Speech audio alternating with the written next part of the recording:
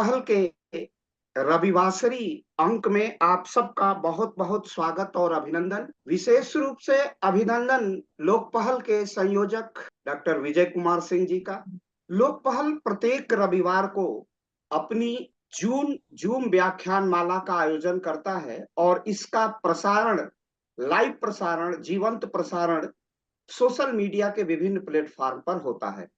लोक पहल, जैसा कि मैं इसका संचालन कर रहा हूं, तो पार्श्व में 5 महाविभूतियां दिखाई दे रही हैं। पूज्य सर संघ चालक, पूज्य राष्ट्रीय स्वयंसेवक संघ के चतुर्थ सर संघ चालक पूज्य राजेंद्र सिंह रज्जू भैया, जो हमारे लोक पहल के वैचारिक अधिष्ठान हैं, सांस्कृतिक अभिकेंद्र हैं, वैचारिक ऊर्जा के स्रोत हैं। राम मंदिर आंदोलन को प्रखरता से जन जन तक पहुंचाने वाले इस सांस्कृतिक अवपीड़न के विरुद्ध भारतीयता के अग्रदूत पूज्य ब्रह्मलीन महंत अवैधनाथ जी लोक पहल के दूसरे बड़े दैदीप्यमान नक्षत्र हैं। राम मंदिर आंदोलन को धार देने वाले, कार्यकर्ताओं के मन तक पहुंचाने वाले और प्रत्येक भारतवासी के हृदय में उस भाव को उत्सर्जित करने वाले पूज्य अशोक जी सिंघल लोक पहल के हमारे अन्य वैचारिक केंद्र हैं, हमारे सांस्कृतिक अधिष्ठान हैं। भारत रत्न और महामना के नाम से सुविख्यात प्रयागराज जिनकी जन्म स्थली है, ऐसे महामना मदन मोहन मालवीय जो शिक्षाविद हैं और स्वदेशी के प्रणेताओं में से एक हैं। एकात्म मानववाद के प्रणेता, जिनका अंतिम उद्देश्य था अंत से उदय करना, अंत्योदय के प्रणेता, एकात्म मानववाद के प्रणेता और हर हाथ को काम, हर खेत को पानी जिनका स्लोगन था, ऐसे पंडित दीनदयाल उपाध्याय हमारे सांस्कृतिक केंद्र हैं, हमारे वैचारिक प्रेरणा के स्रोत। और इन्हीं मूल्यों को जन जन तक पहुंचाना, इनके सांस्कृतिक राष्ट्रवाद को राष्ट्र की भावधारा से अभिसिंचित करना, लोगों को उसकी ओर प्रेरित करना, लोगों को भारत और भारतीयता और सन्मार्ग की ओर प्रेरित करना, इस लोक पहल का श्रेय, प्रेय और पाथेय है।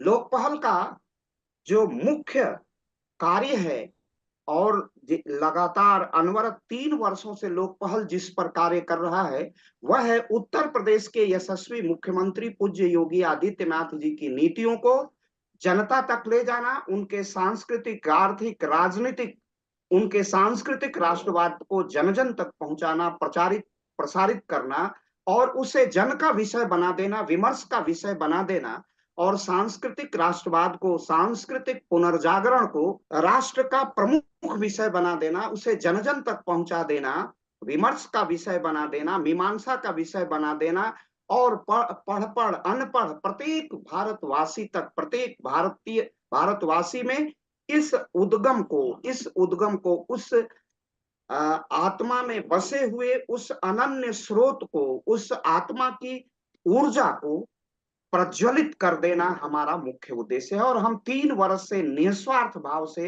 पूज्य योगी आदित्यनाथ जी की नीतियों को प्रसारित करने में हम लगातार एक निष्ठ भाव से तल्लीन है और आज हमारे व्यूअर्स की संख्या लाखों में पहुंच गई है। ये सब हम सब के लिए बहुत हर्ष का विषय है। मैं, जैसा कि पहले हम लोग प्रसारित कर देते हैं, हमारी एक परंपरा है, उसी के अनुसार हम अपना इसका पूरा प्रसारण पहले से 1 हफ्ते पहले से हम करना प्रारंभ कर देते हैं और इसका विधिवत प्रचार और प्रसार हो रहा है। और आज हमारा विषय है और विषय के मुख्य वक्ता हैं डॉक्टर हर्षमणि सिंह जी। आप स्वयं एक अर्थशास्त्री हैं और सबसे बड़ी बात, आप लोक पहल के एक विशिष्ट व्यक्तित्व हैं, लोक पहल के महत्वपूर्ण कार्यकर्ता हैं, लोक पहल के कंधे से कंधा मिलाकर चलने वाले एक जीवंत सहयात्री हैं और आप अर्थशास्त्र के पारंपरिक रूप से विद्यार्थी रहे हैं। इलाहाबाद विश्वविद्यालय प्रयागराज में आपकी शिक्षा दीक्षा हुई है। आपका स्नातक, परा स्नातक और पीएचडी, जिसे हम प्रयागराज में बड़े गर्व से डीफिल की उपाधि कहते हैं, वो आपने इलाहाबाद विश्वविद्यालय से अर्थशास्त्र विभाग से ग्रहण किया है। और जाने माने अर्थशास्त्री और अर्थशास्त्री से भी अधिक क्रिकेट के कमेंटेटर के रूप में जिन्हें जाना गया, प्रोफेसर अमरेंद्र सिंह आपके सुपरवाइजर थे। यह भी आपके लिए, ये हम सब के लिए गौरव का विषय है। आप हमारे साथ ही ईश्वर शरण डिग्री कॉलेज, जिसका आधिकारिक नाम है वो पीजी कॉलेज, लेकिन एक्ट में वो डिग्री कॉलेज के नाम से संबद्ध है। और इलाहाबाद विश्वविद्यालय प्रयागराज का संगठक महाविद्यालय है। उसी में आप अर्थशास्त्र विषय के सहायक आचार्य हैं। अन्य विषयों आपने अर्थशास्त्र की कई किताबें लिखी हैं, कई पुस्तकों के प्रणेता भी हैं, आपने प्रणयन किया है।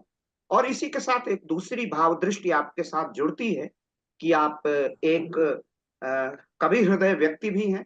और आपके का एक काव्य संग्रह जो फुटकर रचनाओं का संग्रह है, जिसमें कई काव्य की रचनाएं लगभग हम जहां तक मुझे याद है कि 51 या 52 कविताएं उसमें सूचीबद्ध हैं। कुछ नहीं बस इश्क किया नाम से वो संकलित है।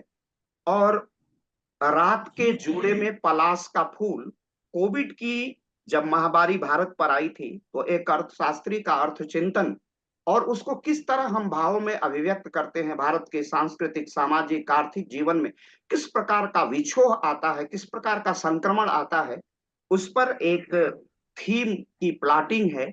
और उसका नाम है रात के जूड़े में पलाश का फूल। एक लघु उपन्यास है और उसमें एक अज्ञेय की तरह, अज्ञेय की जैसे शेखर एक जीवनी है, शेखर एक जीवनी में कथानक कम और वैचारिकी अधिक है। तो मुझे उसी अज्ञेय की तरह वह लघु उपन्यास लगता है। तो आप ग्रंथकार भी हैं और साथ साथ भारत की अर्थ नीति के गहन अध्येता हैं। और आज हम लोगों ने आपका विषय रखा है, हम भारत के लोग विकसित भारत की संकल्पना एट द रेट ऑफ 2047।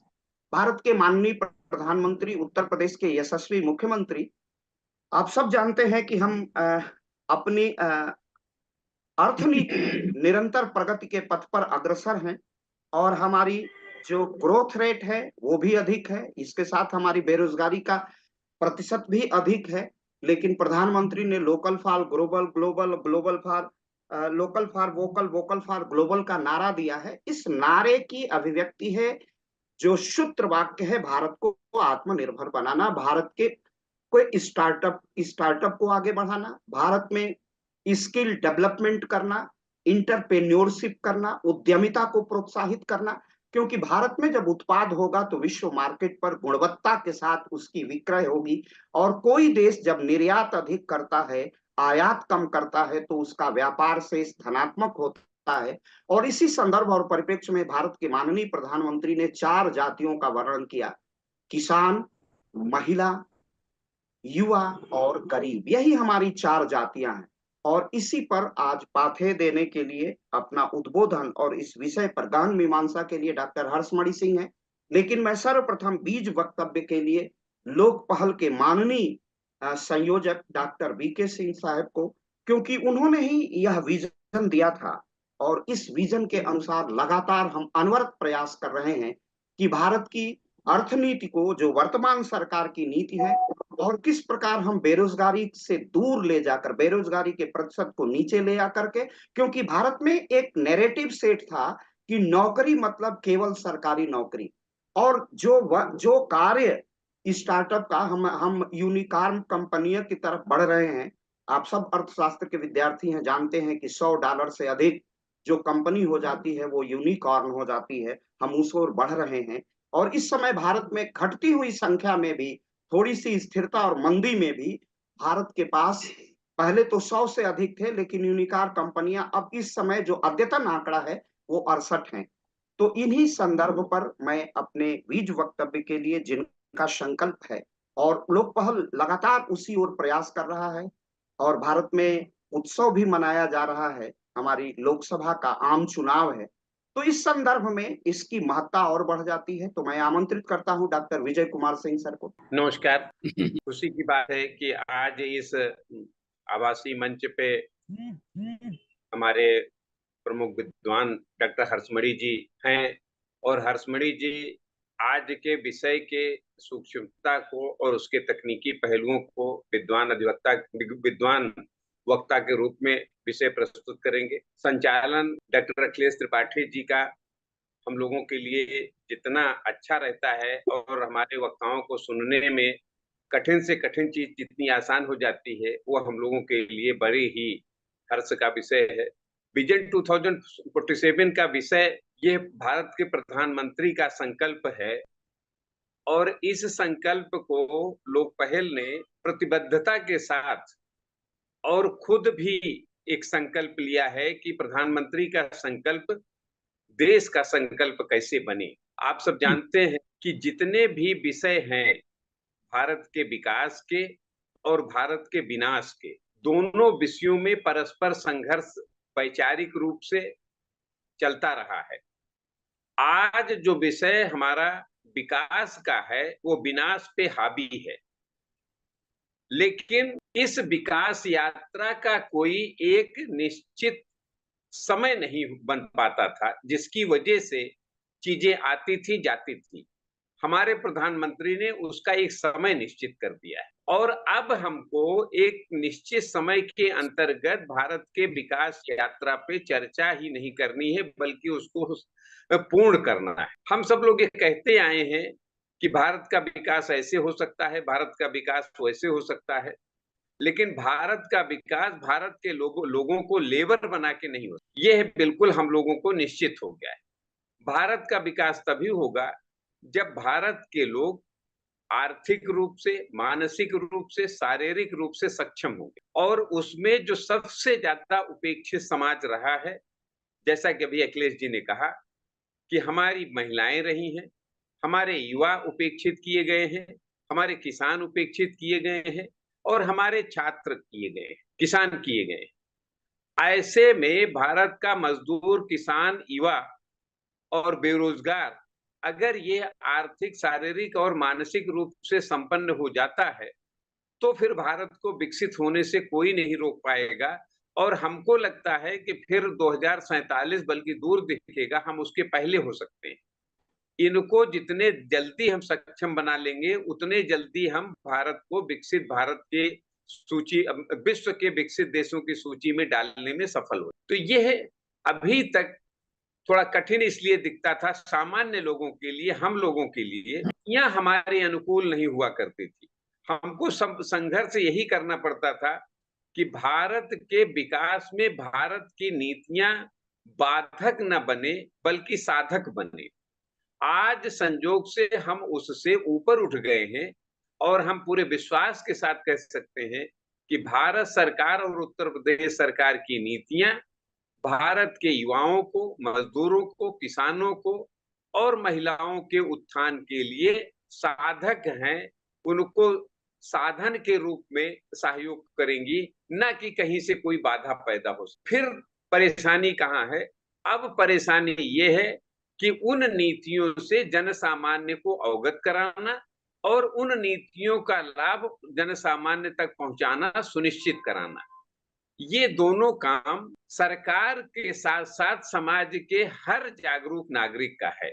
उसी जागरूक नागरिक के नाते यह आभासीय मंच है और इस आभासीय मंच के माध्यम से जनसामान्य को जागरूक करने का काम हम लोग कर रहे हैं। तो हम पूरे विश्वास के साथ फिर से कहते हैं कि हम अपने काम में जरूर सफल होंगे और ऐसी स्थिति में तो हमारा उत्साह और बढ़ जाता है जब डॉक्टर हर्षमणि जी जैसे विद्वान वक्ता हमारे लोकपहल से जुड़ जाते हैं और हमारे इस आभासीय मंच के माध्यम से अपने विचारों को प्रस्तुत करने की अपनी सहमति दे देते हैं। यही कह के हम अपनी वाणी को विराम देते हैं। धन्यवाद। बहुत बहुत आभार सर। प्रधानमंत्री का संकल्प लोकपहल का संकल्प है और लोकपहल ने समाज के अंतिम सोपान पर खड़े व्यक्ति के लिए जिस मनन और चिंतन के साथ, जिस भारतीयता के साथ संवाद कर रहे हैं, लोकपहल उसमें एक बहुत छोटा सा प्रयास कर रहा है। राष्ट्र की जीवंत यात्रा में लोकपहल एक जीवंत सहयात्री है और दूसरों को भी लगातार प्रेरित कर रहा है। कनिष्का जी से मैं निवेदन करूंगा कि डॉक्टर ऋषिकेश सिंह और डॉक्टर उदयभान सिंह सर जो हम लोगों के बीच आ चुके हैं उनको पैनल में ले लीजिए। अब मैं आज के महत्वपूर्ण विषय वक्तव्य के लिए आमंत्रित कर रहा हूं डॉक्टर हर्षमणि सिंह को। डॉक्टर हर्ष जी धन्यवाद डॉक्टर अखिलेश त्रिपाठी। लोक पहल के इस मंच पर जैसा कि मैं देख पा रहा हूं, आज इस लोक पहल के संयोजक डॉक्टर विजय कुमार सिंह भाई साहब, जिनका बीच वक्तव्य हम लोगों को अभी सुनने को मिला, और एक दिशा उन्होंने तय की कि किस तरीके से जो भारत का जो वर्गीकरण है, जो भारत का जो डेमोग्राफिक आप डिवीजन कहें, या भारत का इकोनॉमिक डिवीजन कहें, या जो भारत का सोशल डिवीजन कहें, सामाजिक वर्गीकरण कहें, वो बजाय इसके कि जो पिछले सालों में जो जिस आधार पर किया गया, उससे उसके बजाय अगर हम किसान, महिला और गरीब और युवाओं के बीच में अगर इस तरीके से करें, तो मुझे लगता है कि ये वर्गीकरण ज़्यादा सटीक है और भारत को आगे ले जाने की, भारत की जो यात्रा है उसको सुलभ बनाने के लिए आवश्यक है। हमारे साथ हमारे साथी इलाहाबाद विश्वविद्यालय से संबंधित मध्यकालीन विभाग के भावेश द्विवेदी जी जुड़े हुए हैं। हमारे अत्यंत सीनियर और हमारे अगुआ डॉक्टर उदय भान सिंह जी सर भी हमारे साथ जुड़ चुके हैं।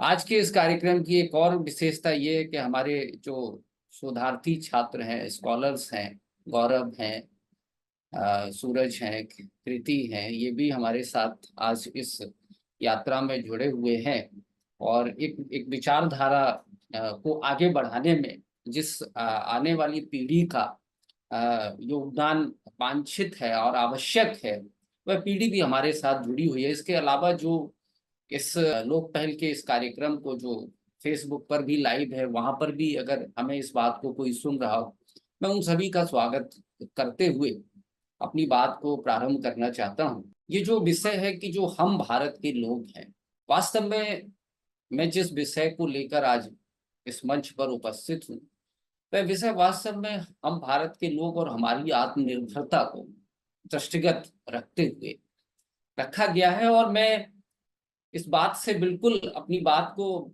इस तरीके से रखना चाहूँगा कि जैसा कि अर्थशास्त्र के विद्वानों, विद्यार्थियों के बीच में ये पाया जाता है कि वो ज़्यादातर बातें आंकड़ों, कुछ महज जादुई आंकड़ों से अपनी बात प्रारंभ करते हैं, तो बजाय इसके और आज हमारे इस पटल पर मैं एक सामान्य अवधारणा को से अपनी बात को रखना चाहूँगा। और इस आत्मनिर्भरता का जो विषय है, इसमें भारत की जो अर्थव्यवस्था है उसका, भारत का जो इतिहास है, ये इतिहास का बोध और हम किस तरीके से इतिहास गढ़ें, और इस यात्रा में इस अर्थव्यवस्था को एक आकार देने में हमारी संस्कृति का क्या योगदान हो सकता है। तो ये जो तीन आयाम हैं, हम भारत के लोग, हमारा सरमाया, संपत्ति, आत्मनिर्भरता, और इस यात्रा में अर्थव्यवस्था, इतिहास और संस्कृति का जो एक त्रिकोण है, हम इसको इस तरीके से समझने का प्रयास करेंगे। बिंदी हिमाचल, यमुना गंगा, उच्छ्वल जलधि तिरंगा। टैगोर, महर्षि टैगोर जी की ये पंक्तियां भारत भाग्य विधाता के लिए कही गई, और इस भारतीय उपमहाद्वीप में रहने वाले लोग और उनका पोषण एक सहकारिता के सिद्धांत पर आधारित है, जिसमें मानव और प्रकृति का गठजोड़ है। और इस गठजोड़ को आकार देने के लिए हमें साधन चाहिए जो हमें अर्थव्यवस्था से मुहैया होते हैं, हमें ज्ञान चाहिए। विकास एक अनवरत चलने वाली प्रक्रिया है। खाना बदोश जीवन से प्रारंभ होकर मानव ने किस तरीके से न केवल एक व्यवस्थित ढंग से जीवन जीना शुरू किया, अगर आप देखें तो मानव ने किस तरीके से खाने के तरीके और खाना बनाने के तरीके और व्यंजन कितने सारे विकास के अनुक्रम देखने को मिलते हैं, जो इस मामले में हम कहते हैं कि हम अपने पूर्वजों जैसे नहीं। मैं अपनी बात को कुछ पंक्तियों के माध्यम से आकार देना चाहता हूं। और उदारीकरण का जो दौर जहां से अर्थव्यवस्था ने नया आकार लिया, और उस दौरान जो एक पीढ़ी ने जन्म लिया, उसने उदारीकरण से पहले जो विरासत में मिली अर्थव्यवस्था और फिर आकार देती हुई अर्थव्यवस्था के इस रूप को अलग अलग तरीके से देखा।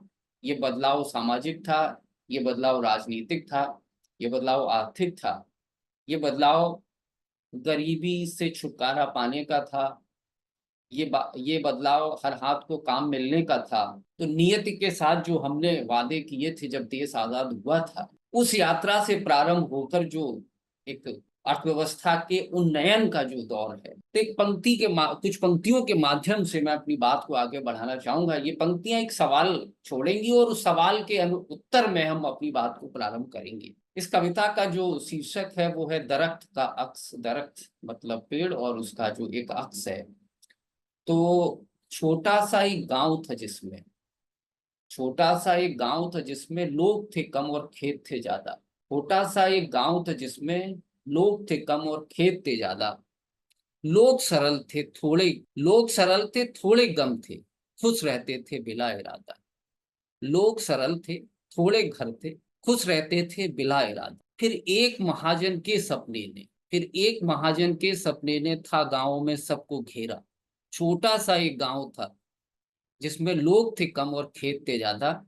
फिर एक महाजन के सपने ने था गांव में सबको घेरा। खेतों में सीमेंट लगेगा और लगेगा बालू सरिया। खेतों में सीमेंट लगेगा और लगेगा बालू सरिया। पीपल का एक पेड़ पुराना पीपल का एक पेड़ पुराना यही सोचकर गिरा पड़ा था। कौन मुझे लोटा भर जल देगा, यही सवाल अब बहुत बड़ा था। छोटा सा एक गांव था जिसमें लोग थे कम और खेत थे ज्यादा। पीपल का एक पेड़ पुराना यही सोचकर गिरा पड़ा था। कौन मुझे लोटा भर जल देगा, यही सवाल अब बहुत बड़ा था। नदिया में सब सूख चुका था, पेड़ का अक्स दिखाता कैसे।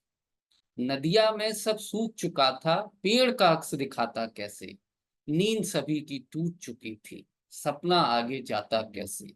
नींद सभी की टूट चुकी थी, सपना आगे जाता कैसे। ये पंक्तियां एक प्रश्न एक एक एक एक प्रश्नवाचक चिन्ह कि क्या जो विकास का मॉडल है, क्या वो हम भारत के लोगों के लिए किस हद तक मुफीद रहा, और अगर 100% वह मुफीद नहीं रहा तो हम किस तरीके से उसे अपने अनुरूप बना सकते हैं। ऐसे कौन से व्यतिक्रम है जिन्हें दूर किया जा सकता है। तो मैं अपनी बात को अर्थव्यवस्था से प्रारंभ करता हूं, और एक सामान्य अवधारणा है, हम सभी जानते हैं कि इस उपमहाद्वीप की जो अर्थव्यवस्था है वो ग्रामीण अर्थव्यवस्था है और नगरीय अर्थव्यवस्था के रूप में देखते हैं। बहुत बुनियादी सा अवधारणा है कि जब ग्रामीण अर्थव्यवस्था में अतिरेक पैदा होता है तभी नगरीय अर्थव्यवस्था का विकास प्रारंभ होता है। अगर ग्रामीण अर्थव्यवस्था में अतिरेक नहीं होगा तो नगरीय अर्थव्यवस्था का विकास संभव नहीं है। यानी नगरीय अर्थव्यवस्था वास्तव में ग्रामीण अर्थव्यवस्था का व्युत्पाद है। अगर अतिरेक आएगा तो होगा। ग्रामीण अर्थव्यवस्था का आशय यह है कि जो आत्मा है भारत की, किसान और भूमि उसकी माँ है, ये संबंध जो है हमें उसी ओर इशारा करता है जो इस महाद्वीप में सहकारिता के संबंधों पर आधारित है कि मानव है और प्रकृति और इनका सह अस्तित्व है, और किसान और उसकी भूमि उसकी ये पहली कड़ी है, और यहीं से एक अर्थव्यवस्था प्रारंभ होती है। आप अगर आजादी के बाद से कालखंड का अध्ययन करें तो ग्रामीण अर्थव्यवस्था से नगरीय अर्थव्यवस्था की ओर भारत की जनसंख्या का पलायन देखने को मिलता है। और इस पलायन को भारतीय देश की आजादी के बाद हमारे पास जो उपलब्धियां हैं वो हरित क्रांति, हमारे पास जो उपलब्धियां हैं वह दुग्ध क्रांति, हमारे पास जो उपलब्धियां हैं वो हक्सुरियन इकोनॉमी के रूप में बैंकों की राष्ट्रीयकरण जैसी उपलब्धियां हैं। लेकिन इसके बावजूद भारत की जनसंख्या का पलायन नगरीय अर्थव्यवस्था की ओर अग्रसर है। सामान्यतः यह अवधारणा है, विकास की ओर अगर अध्ययन करें, विकसित अर्थव्यवस्थाओं का अध्ययन करें जो कुछ मानकों के ऊपर आधारित हैं, तो ये बात इस बात का परिचायक है, उद्योतक है कि ज्यादातर देशों ने अपनी विकास की यात्रा में इसी अनुक्रम को अपनाया है कि पहले ग्रामीण अर्थव्यवस्था, फिर नगरीय अर्थव्यवस्था और फिर आगे की व्यवस्था। अगर इसको और थोड़ा सा समझना चाहें कि प्राथमिक क्षेत्र, फिर द्वितीय क्षेत्र और फिर तृतीय। लेकिन भारत एक इस मामले में एक व्यतिक्रम पैदा करता है, और इस व्यतिक्रम को समझने के लिए भारत के विकास मॉडल को हम उस तरीके से अनुप्रयोग और प्रयोग में नहीं ला पाए और जिसके कारण हमारे पास जो परिणाम है वो वांछित नहीं है। अगर आजादी के बाद से लेकर भारत के किसान की स्थिति को अगर देखें तो भारतीय किसान 1921 में जब भारतीय साहित्यिक पलट पर सर्वोच्च स्थान के रूप में प्रेमचंद का नाम आता है और वो जो समस्याएं भारतीय किसान के लिए 1921 में लिख रहे हैं कफन, और किसानों की जो समस्याओं का वर्णन वो 1921 में कर रहे हैं। भारत में योजना आयोग की अवधारणा खत्म होने के बाद जब नीति आयोग आया और नीति आयोग ने भारतीय किसानों की स्थिति को सुधारने के लिए एक समिति गठित की जिसने किसानों की आय को दोगुना करने का प्रयास किया, तो उसका लक्ष्य 2022 रखा गया। मैं आपको जोड़ता हूं पिछले 100 सालों के कालखंड से। ग्रामीण क्षेत्रों में एक तो खेतों का जो आकार था वो छोटा, और खेतों के आकार के छोटे के साथ साथ एक एक एक मॉडल विकसित किया गया कि नगर नगर अर्थव्यवस्था विकास की परिचायक है, ग्रामीण अर्थव्यवस्था कम विकास की परिचायक है। यह एक अवधारणा थी जिसके पीछे कोई ठोस तथ्य नहीं। भारतीय संदर्भों में अगर हम देखें, इस बात को इस तरीके से गढ़ा गया कि लोगों ने खेती को निचले पायदान पर रखा और पलायन कर कर दूसरे शहरों में जाकर मजदूरों के रूप में काम करना बेहतर समझा। इस बात को बल देने के पीछे दो कारण थे। पहला कारण यह था कि किसान के पास अगर ज्यादा उत्पाद हो जाता है तब भी उसके पास स्टोरेज की क्षमता नहीं है। सरकारी और निजी प्रयास दोनों मिलाने के बाद भी इतना नहीं है कि उसे भंडारण में आरक्षित किया जा सके, और उसके बाद कुछ वैल्यू एडिशन करके उसे विनिर्माण क्षेत्र के रूप में लाके उसे अन्य उत्पाद बनाए जा सके। पहली चीज ये हुई।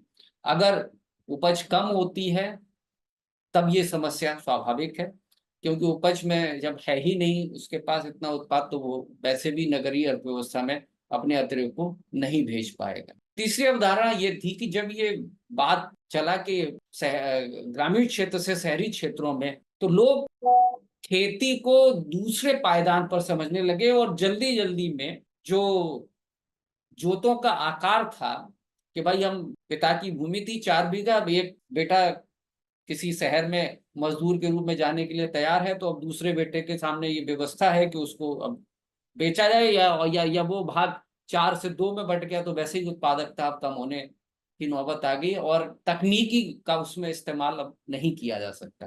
तो लगातार एक तो जोत का आकार छोटा होता गया, तो जोत का आकार जो छोटा होता गया उसके पीछे एक तो क्रम था कि वंशानुगत के आधार पर जो भूमि का बंटवारा किया गया। दूसरा जो अनुक्रम था वो ये था कि सब भूमि में उतना उत्पादन नहीं हो पा रहा है, उसको कहा गया कि खेत का जो रकबा है वो पेट के रकबे से कम है, लिहाजा पलायन करना ही अब एक मात्र विकल्प। तो ज्यादा से ज्यादा पलायन, और इस बात को अगर आप देखें कि पिछले 75 वर्षों में, मैं 75 वर्षों में बात इसलिए भी कह रहा हूं कि यही वो कालखंड है कि 2020 में जब भारत में सबसे बड़े कृषि रिफॉर्म्स लाए जाने थे, उनको एक बड़ा धक्का मिला।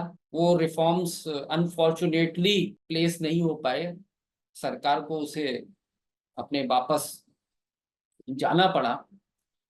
तो इसके पीछे ये था कि जो किसान जिस उत्पाद को कच्चे माल के रूप में विनिर्माण क्षेत्र को देता है, जैसे कॉफी है, कॉफी के जो बीज है वो किसान के पास रॉ मटेरियल है, और जब उससे विनिर्माण क्षेत्र को दिया जाता है, जब उससे कॉफी बनाई जाती है, जब उससे चॉकलेट बनाई जाती है, तो आप किसान के उत्पाद के रूप में कॉफी के बीज, कॉफी के सीड्स के प्राइस को देखें, चॉकलेट के प्राइस को देखें, कॉफी की कीमतों को देखें, तो आपको समझ में आएगा कि ये कितना अंतर। यानी जैसे ही किसान ने अपनी फसल कच्चे माल के रूप में विनिर्माण क्षेत्र को दी, उसकी कीमतों में उछाल आ जाता है, अचानक से अप्रत्याशित उछाल आ जाता है। इसका मतलब ये है कि जो ये एक डिजाइन है, जो विकास के मॉडल का एक जो डिजाइन है, इसमें सबसे बड़ा फॉल्ट यही है कि जो किसानों को या ग्रामीण अर्थव्यवस्था में रहने वाले लोग हैं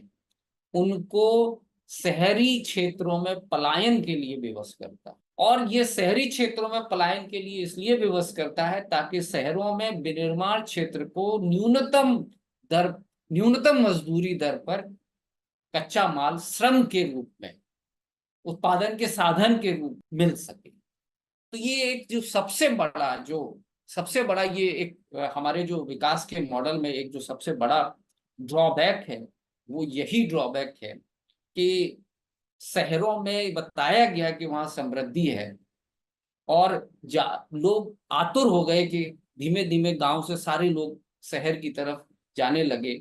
और आप ये देखें कि इस बात के स्पष्ट प्रमाण हम सब ने, आपने इस पिछली हेल्थ क्राइसिस कोविड-19 के दौरान देखे, जब रिवर्स माइग्रेशन हुआ तो सड़कें किस तरीके से रिवर्स माइग्रेशन के रूप में लोग अपने, यानी शहरों में जो कहा गया था कि जो समृद्धि के परिचायक हैं, वो आपको कुछ दिन अगर देखा जाए तो जो पहला लॉकडाउन फिर दूसरा लॉकडाउन, उसमें समय न्यूनतम था, लगभग 2 हफ्ते का समय था।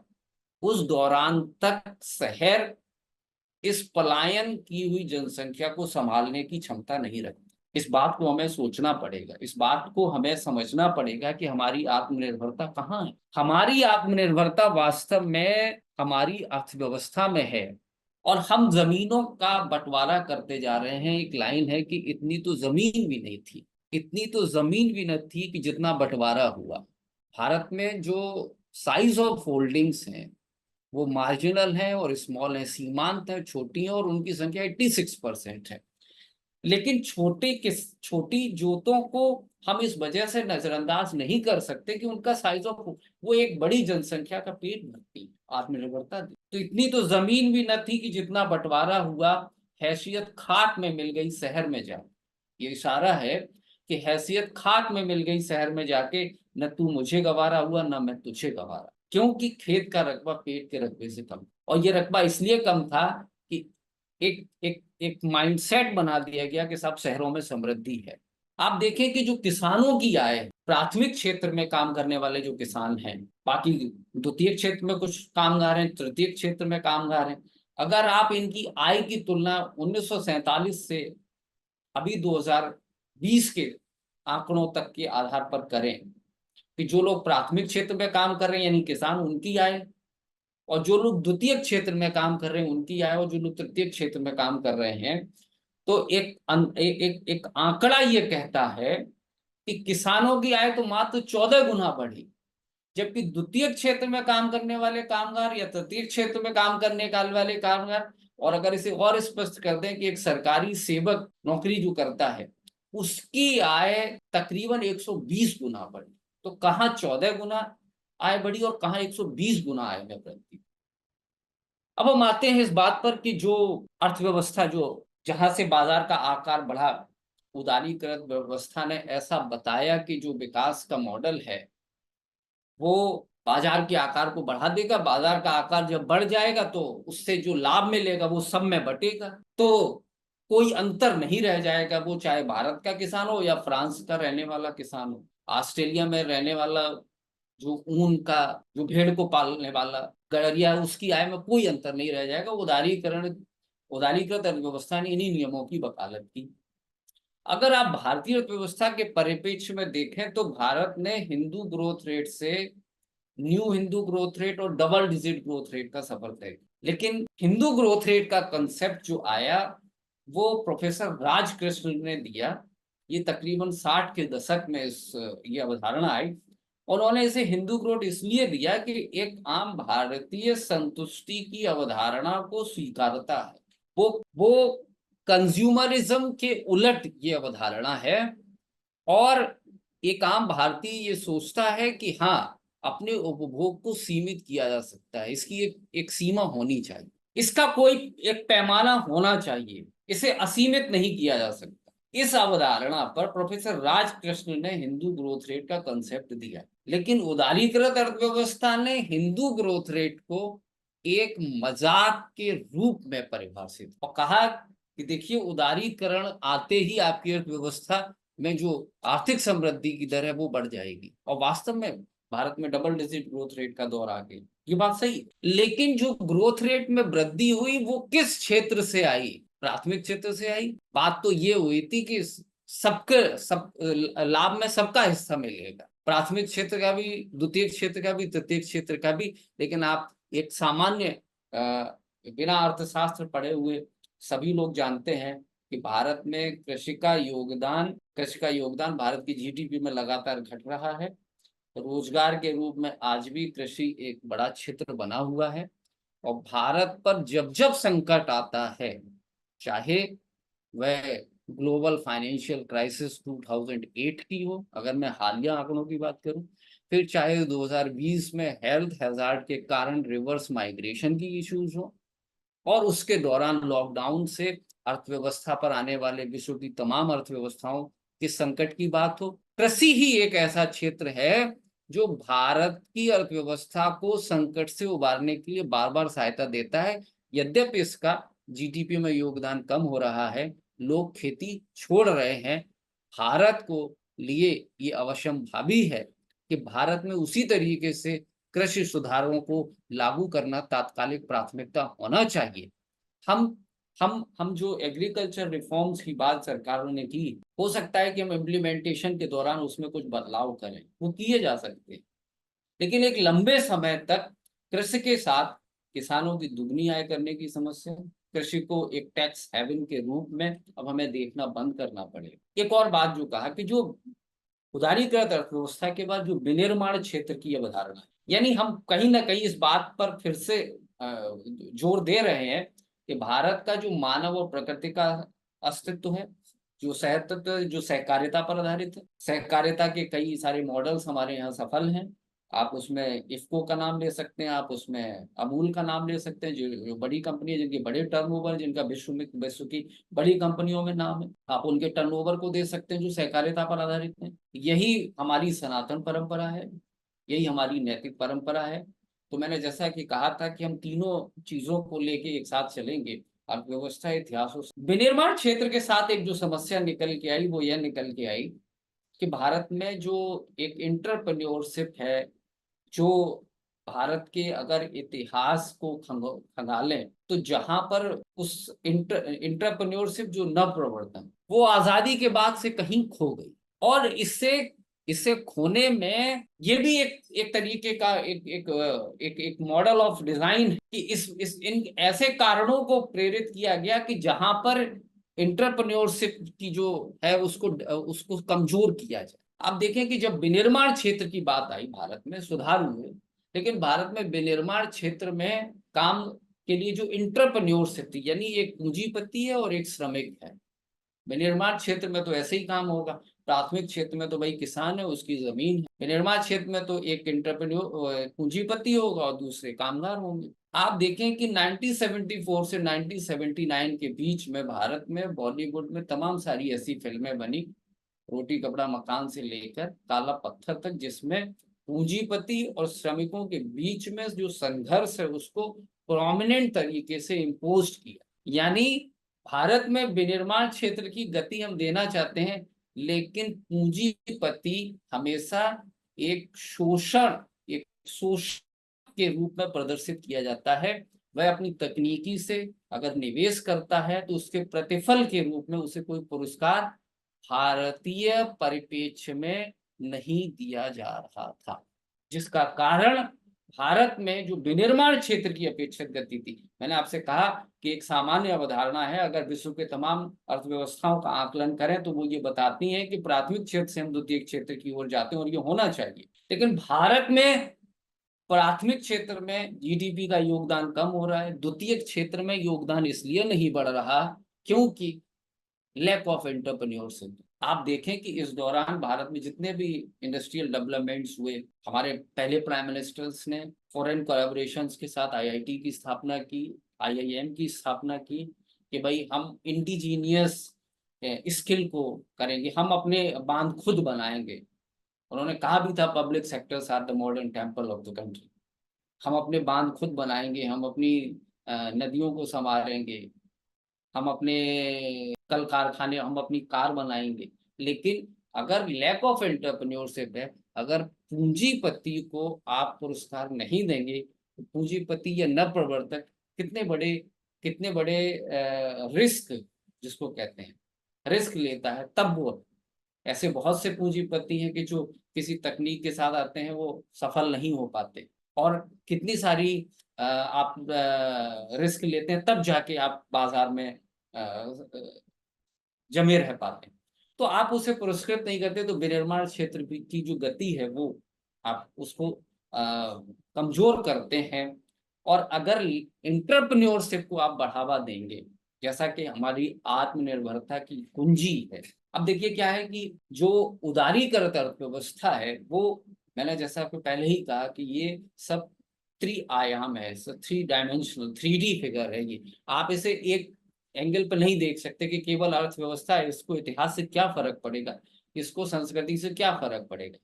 भारत में सामूहिक परिवार समूह के रूप में रहते हैं, सब मिलजुल के रहते हैं, बड़े बड़े परिवार। लेकिन आप ये देखें कि 2020 के बाद जो स्टडी की गई नेशनल फैमिली हेल्थ सर्वे में, उसने ये पाया कि भारत में 50% परिवार जो है वो न्यूक्लियर फैमिलीज के आसपास पहुंचे। अगर न्यूक्लियर फैमिली होगी तो जो जो जो ग्रॉस डिमांड होगी वो अलग अलग मांग के रूप में बढ़ जाएगी, यानी बाजार जो है वो अब ज्यादा एक्सप्लॉइट कर पाएगा, क्योंकि कंज्यूमर्स को उन्होंने डिवाइड, एक घर में कई टेलीविजन होंगे, एक घर में कई कारें होंगी, कई मोटरसाइकिल्स होंगी, सब उन्होंने डिवाइड कर रखा। उसी तरीके से जो खाने की इकाई है, एक बड़ा पैकेट है, उसका पैकेट छोटा, फिर स्मॉल पैकेट, फिर नैनो पैकेट, फिर सैशे, इस तरीके से डिवाइड करते जाएंगे और इस तरीके से वो अपने प्रॉफिट को बढ़ाते जाएंगे। तो जो एक अब देखिए क्या है कि जो बाजार अर्थव्यवस्था जिस सिद्धांत पर काम करती है, वो कहते हैं कि साहब हम हर चीज का मौद्रिक मूल्य चाहते हैं, यानी हर चीज का मोनेटाइजेशन होना चाहिए। ये भारत की एंटरप्रेन्योरशिप की अवधारणा के उलट है। क्यों मौद्रीकरण करना चाहते हैं? इसलिए मौद्रीकरण, हर चीज का एक मूल्य तय कर देना चाहते हैं, लेकिन इस मूल्य को तय करने के चक्कर में हम जो सबसे बड़ी जो कीमत अदा कर रहे हैं वो है लैक ऑफ ट्रस्ट। हम विश्वास को खोते जा रहे हैं। आपने देखा कि जब जब संकट आता है तो सरकार विश्वास को लेकर, यानी विश्वास क्या है, ये पब्लिक गुड। और शास्त्र में पढ़ाया जाता है कि वस्तुएं 3 प्रकार की होती है, एक पब्लिक गुड, दूसरा प्राइवेट गुड, तीसरा मेरिट। एजुकेशन मेरिट गुड है, हेल्थ मेरिट गुड है, ट्रस्ट क्या है, ट्रस्ट पब्लिक गुड है। यानी स्टेट इंटरवेंशन से ही ये मेंटेन की जा सकती है। और अगर भारत के आत्मनिर्भरता के मॉडल को आप देखें तो ये बात बार बार प्रूफ हो रही है। आप देखते हैं कि भारत सरकार ने कोविड क्राइसिस से निपटने के लिए इसी चीज का सहारा लिया। During the crisis of this health hazard, government take over all medical treatment, all medical regulations during the COVID crisis, because it's a matter of trust, and the government have the only they can resume that। जब भ्रम फैला तो देखिए एक ऐसी अर्थव्यवस्था है जो बाजारवादी अर्थव्यवस्था है, वो भ्रम फैलाएगी और फिर तसल्ली देने के नाम से आपसे कीमत वसूल। जबकि जो आत्मनिर्भरता की अर्थव्यवस्था है, सनातन अर्थव्यवस्था है, या भारतीय उपमहाद्वीप की जहां से यात्रा शुरू हुई, प्राथमिक क्षेत्र से द्वितीय क्षेत्र और तृतीय क्षेत्र में, वो बहुत सी बातों का मौद्रीकरण नहीं करते। कैशलेस इकोनॉमी, ग्रामीण अर्थव्यवस्था कैशलेस इकोनॉमी से प्रारंभ होती है, और हम पहले सारी चीजों को मोनेटाइज करके तब कैशलेस ले जाना चाहते हैं। तो यहाँ पर एक थोड़ा सा एक पॉज लेने की जरूरत है कि हम किस तरीके से ग्रामीण अर्थव्यवस्था और नगरीय अर्थव्यवस्था के बीच में जो गठजोड़ है उसको किस तरीके से समझें, किस तरीके से संबंध को नए परिप्रेक्ष्य में परिभाषित करें कि ग्रामीण अर्थव्यवस्था और नगरीय अर्थव्यवस्था एक दूसरे की पूरक हो, ना कि एक दूसरे के प्रतिस्पर्धी। हमारे सामने ऐसे भी देशों के उदाहरण हैं जिन्होंने ग्रामीण अर्थव्यवस्था और शहरी अर्थव्यवस्था को एक पूरक के रूप में, वो कहते हैं कि एक विद्वान थे F.A. शूमाकर, उन्होंने एक पुस्तक लिखी थी कि स्मॉल इज ब्यूटीफुल। तो ऐसा नहीं है कि जो छोटे उद्यम हैं वो किसी काम के नहीं है, वो एक पूरक है बड़े उद्यम के रूप में। Small is beautiful. और आप देखें कि जब हम मनरेगा की बात करते हैं, prime minister street vendors Svanidhi योजना की बात करते हैं, वन डिस्ट्रिक्ट वन प्रोडक्ट की बात करते हैं, तो हमारा ये सारा इसी तरफ होता है। Small is production, the contributions in the Indian growth trajectory comes from the every corner of the country so that we can equally divide it, achieve a sustainable economic. और तब ये जाके हमें प्रोफेसर राजकृष्ण का जो सिद्धांत, इलाहाबाद विश्वविद्यालय के अर्थशास्त्री रहे, मशहूर अर्थशास्त्री, जिनके ऊपर गांधी जी का प्रभाव था।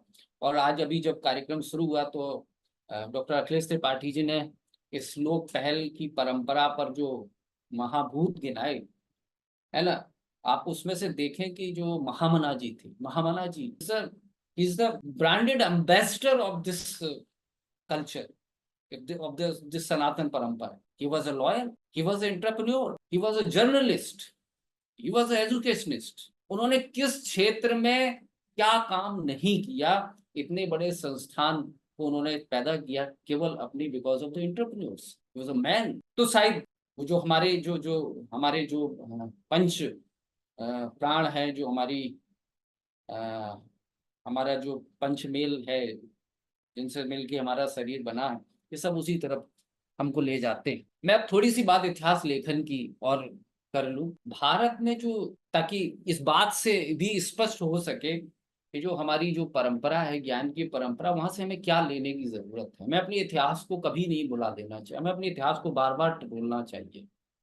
खास तौर से जो अब आ रही है पीढ़ी, उसको लिए तो मैं विशेष रूप से कहना चाहूंगा, क्योंकि कई बार हम ज्ञान हमारे हमारे अब देखिए, भारत में देखें तो ज्ञान का जो प्रारंभ हुआ वो श्रुतियों से हुआ, यानी सुन के ज्ञान परंपरा विकसित। भारत में इतिहास रोमांच के रूप में नहीं पढ़ाया गया। भारत में इतिहास एक ऐसी परंपरा के रूप में पढ़ाया गया जो हमें अंदर हमें शांति देती, उस रूप में पढ़ाया गया। ज्ञान की खोज के रूप में पढ़ाया गया, एक लोरी के रूप में पढ़ाया गया। मैं एक लोरी का जिक्र कर रहा हूं कि जिसका शीर्षक है कि घोड़ा दौड़ रहा। घोड़ा जब से है दौड़ रहा, काठी के घोड़े से चेतक तक।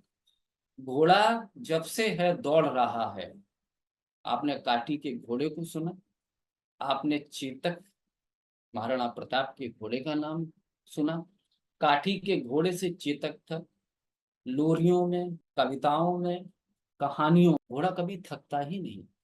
यानी घोड़े का जब भी हमारे मन मस्तिष्क में आता है नाम, तो हमेशा उसे पराक्रम के रूप में ही, क्योंकि घोड़ा कभी थकता नहीं। ऐसा हमें लोरियों में बताया गया, हमें कविताओं में बताया गया, हमें महारानी लक्ष्मीबाई के घोड़े के रूप में बताया गया, हमें चेतक, जब तक राणा की पुतली फिरी नहीं तब तक चेतक मुड़ जाता है। लेकिन मध्यकाल में इतिहास को एक अलग दृष्टिकोण से लिखा गया, उसे रोजनामचा शैली में लिखा गया, यानी राजा किस तरीके से युद्ध में विजित करता है, वो कौन सी तकनीकी अपनाता है, वह कौन से षड्यंत्र अपनाता है, वह किस तरीके से विजित करता है किसी क्षेत्र को, उस क्षेत्र को विजित करने के कौन से हथकंडे अपनाता है, इससे लिखा गया। और इसे रोमांच की तरह बाद की पीढ़ियों ने देखा। तो ये जो अच्छा, फिर उसके बाद एशियाटिक सोसाइटी की स्थापना हुई, और फिर उसके बाद जो भारत में जो ईस्ट इंडिया कंपनी के द्वारा जो भारत के इतिहास को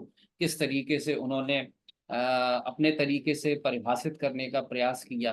भारत के इतिहास को अगर आप एक प्रतिनिधि के रूप में देखें तो रामायण और महाभारत वैदिक कालीन अर्थव्यवस्था से प्रारंभ होता है। वैदिक कालीन अर्थव्यवस्था से कामधेनु, कल्प वृक्ष और भूमि, ये हमारी संपत्ति है। और वृक्ष हमारे लिए, यानी लिखा गया कि वृक्ष से अगर आपको दातून भी लेनी है तो पहले आप उससे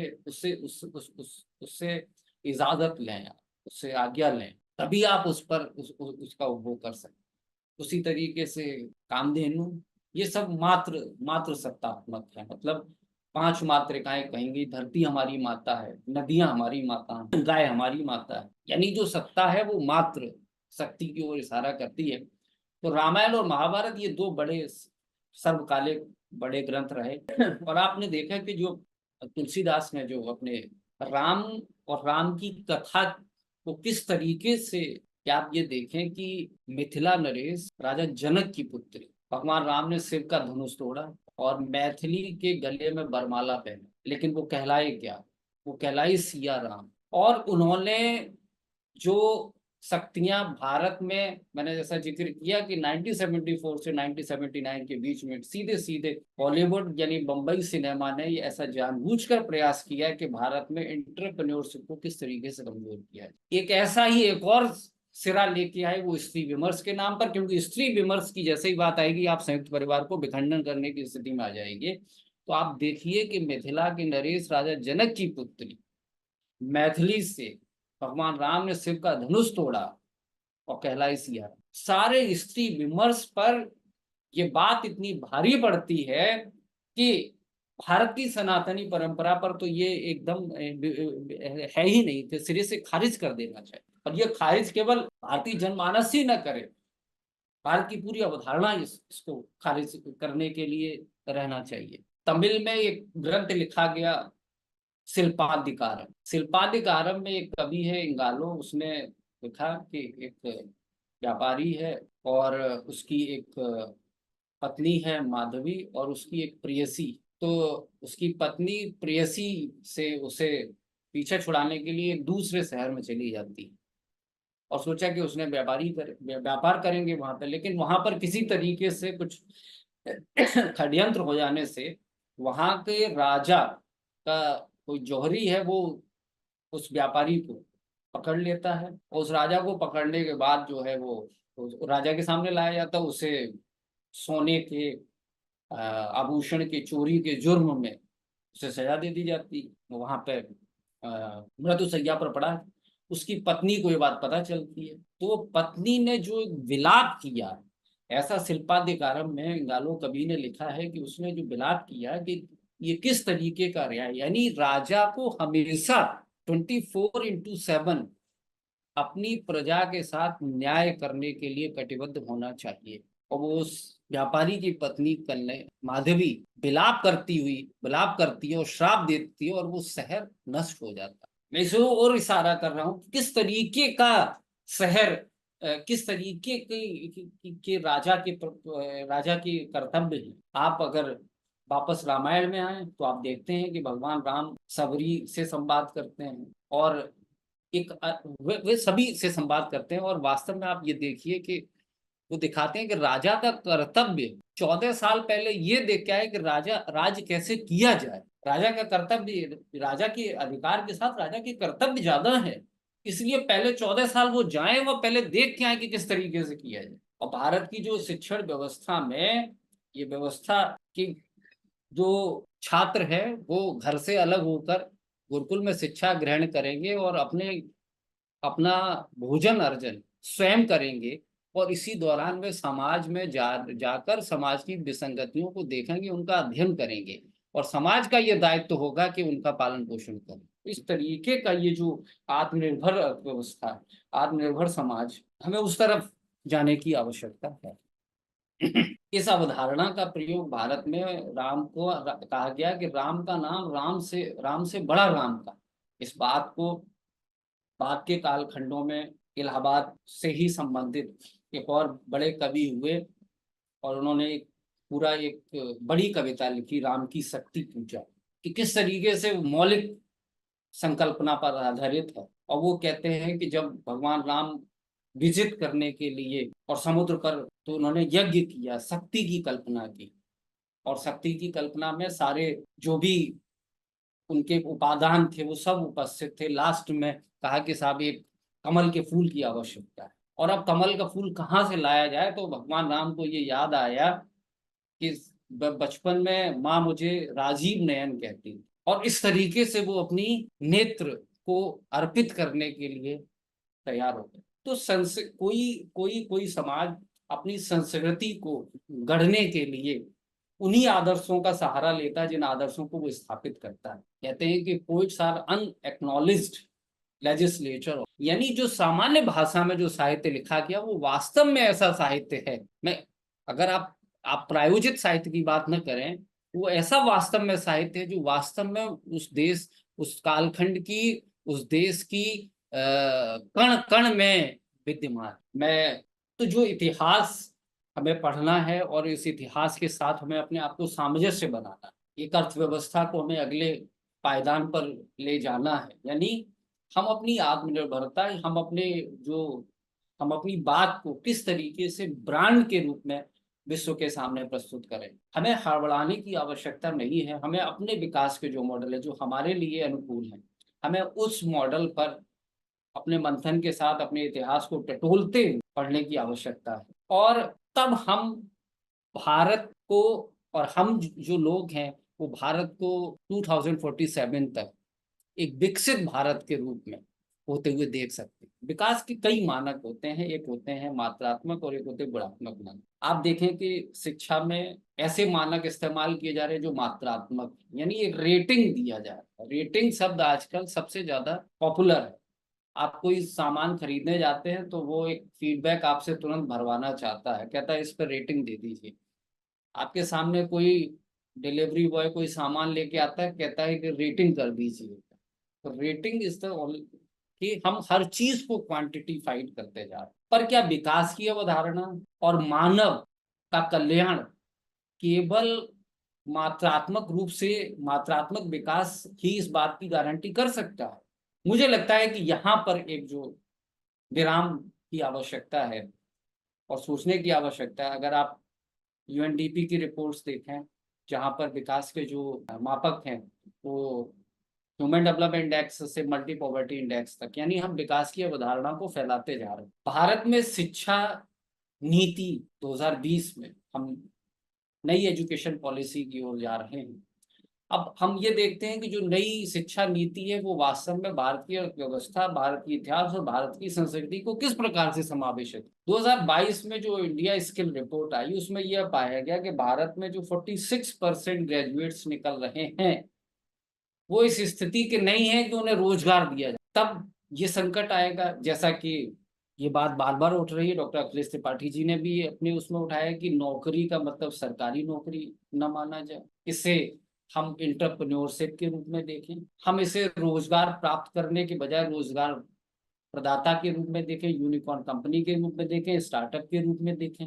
ऐसे में भारत की इस नई शिक्षा नीति क्या सहयोग कर सकती है? भारत के विश्वविद्यालय क्या भारत में जो कृषि सुधार लागू होने थे उनको लागू करने में, कंसेंसस बनाने में क्या उनका योगदान नहीं होना चाहिए था? और अगर नहीं हुआ तो फिर वो विश्वविद्यालय क्या कर रहे हैं? हमें शायद इस और मैं तो ये कहना चाहूंगा कि जो न्यू एजुकेशन पॉलिसीज है उसमें शिक्षकों के सामने बहुत ज्यादा बड़ी जिम्मेदारी आ गई है कि अपने अस्तित्व को किस तरीके से बचाए रखें नए फॉर्म। ये इतनी बड़ी चुनौती है कि जब हम अपने देश की नई गाथा लिख रहे होंगे तो उसमें इन विश्वविद्यालयों का क्या योगदान, उन शिक्षकों का क्या योगदान होगा, या हम बाजार के हवाले हो जाएंगे तो फिर नए नए विश्वविद्यालय जो आ रहे हैं जिनकी रेटिंग्स अच्छी है, लोग रेटिंग्स देखेंगे और उनमें दाखिला लेंगे। फिर ये जो विश्वविद्यालय हैं जिनके नाम है इलाहाबाद विश्वविद्यालय, जिनके नाम है बनारस हिंदू विश्वविद्यालय, जिनके नाम है गोरखपुर विश्वविद्यालय, जिनके नाम है,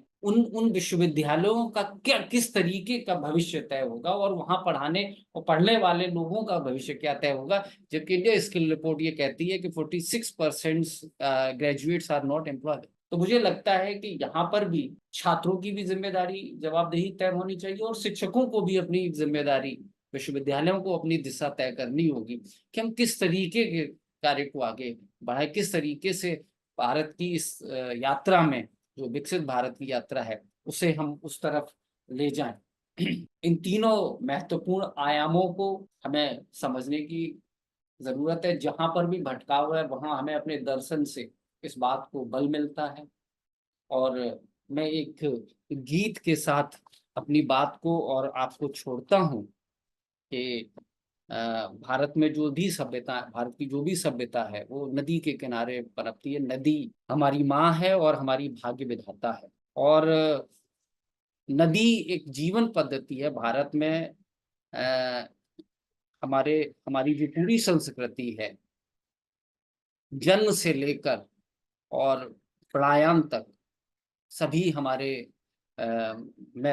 जो दैनिक क्रियाकलाप है उसमें नदी आती है। तो मैं गीत के साथ आपको छोड़ रहा हूँ, और ये गीत गंगा, यमुना और अदृश्य सरस्वती की गोद में लिखा गया है कि कभी कभी तुम आ जाती हो नदी किनारे, कभी कभी तुम आ जाती हो नदी किनारे, जैसे नदी का कटान अपने में समेट लेने को आतुर हो थोड़ा और जहाँ।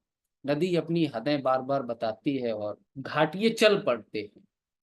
जब नदी का कटान होता है तो घाट के लोग विस्थापित होते हैं, आगे पीछे होते हैं। घाटिये चल पड़ते हैं अपने वजूद का सामान लिए कुछ और नदी से दूर। सभी घाट पक्के नहीं, पर पाप और पुण्य का कोई हिसाब कच्चा नहीं। सभी घाट पक्के नहीं, पर पाप और पुण्य का कोई हिसाब कच्चा नहीं। कभी कभी नदी ऐसे बहती है जैसे जून की नदी, कभी कभी नदी ऐसे बहती है जैसे जून की नदी, जो पुल के नीचे एक सीधी रेखा सी अपना थाला अपने में समाये, हवा के साथ अपनी बेचैनी छुपाए। कभी कभी ही होता है नदी का दैर तक का, दैर मतलब मंदिर, ठीक वैसे ही जैसे बिना बुलाए मुडेर पर तुम्हारा आना। फिर नदी में बाढ़ आती है और फिर बाढ़ का पानी उतर जाता है। ताकते रह जाते हैं कच्चे किनारे, ताकते रह जाते हैं कच्चे किनारे, मीन को निगलने लगते हैं मछुआरे के जाल सारे। खाना बदोश चीर डालते हैं नदी का सोना। जब नदी में बाढ़ का पानी उतर जाता है, कहते हैं कि जब नदी में बाढ़ आती है तो वो नदी को पुनर्ऊर्जा देती है। और अगर आप भारत का नक्शा देखें तो भारत में 3 तरफ से समुद्र हैं और अंदर नदियां हैं, और समुद्र और नदियों से ही घिरा हुआ ये उपमहाद्वीप है। अरविंद अडिगा ने अपनी पुस्तक द व्हाइट टाइगर में लिखा है कि समुद्र हमें प्रचुर भंडार देता है और नदियां हमें अंधकार की ओर ले जाती हैं। तो हमें उन नदियों से किस तरीके से, तो इसीलिए कहा गया कि खाना बदोश चीर डालते हैं नदी का सीना तलहटी बालू के लिए। सालिग्राम भी नदी को छोड़ देते हैं नदी के। एक छोटा पत्थर है जिस पर पानी का बार बार प्रहार पड़ता है तो वो इतने चिकने हो जाते हैं कि उन्हें ये भगवान की संज्ञा दी गई। सालिग्राम भी नदी को छोड़ देते हैं नदी के हवाले। नदी अपनी हिफाजत खुद करना जानती है, इसीलिए नदी में बाढ़ आती है, इसीलिए नदी में बाढ़ आती है। तो जब कई सारे विचार आते हैं और तो ये प्रस्थान बिंदु होता है, और कोई भी संकट किसी भी नए कल की सुबह लेकर आता है, हमें ऐसे सकारात्मक रूप से आगे बढ़ना चाहिए।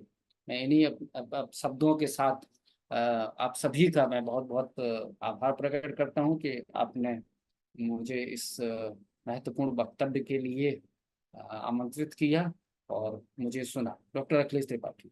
बहुत बहुत धन्यवाद। आपने विकसित भारत 1947 की संकल्पना पर अपने विचार अर्थव्यवस्था, इतिहास और संस्कृति के संरेख में प्रस्तुत किया है। आपने प्रोफेसर राजकरण का जिक्र किया, जो 1950 से 1980 और संभवतः 1977-78 में जनता पार्टी के शासनकाल में, जब एच.एम. पटेल भारत के वित्त मंत्री थे, तो उन्होंने हिंदू ग्रोथ रेट की बात की थी और ग्रोथ रेट को 4% बताया था, जहां तक मुझे याद है। यह शब्द धीमी वृद्धि का वर्णन करने के लिए वही एच.एम. पटेल के समक्ष आपने एक भाषण में प्रस्तुत किया था, जो उस समय मोरारजी देसाई भारत के प्रधानमंत्री थे और राजकृष्ण ने यह भाव प्रकट किया था। लेकिन उसके मूल में था कि भारत के विकास की परिकल्पना के 2 मॉडल थे। भारत किस ओर चलेगा?